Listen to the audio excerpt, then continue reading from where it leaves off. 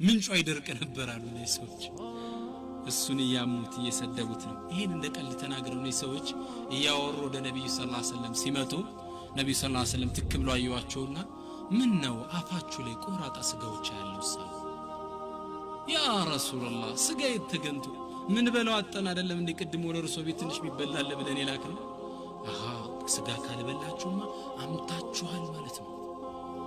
የበላችሁት የወንድም ስጋ አለ ማለት ነው فنزلت هذه الآية الكريمة ولا يغتب بعضكم بعضا يجعل بزميات نوردچو ስለዚህ ማማት የወንድምን ስጋ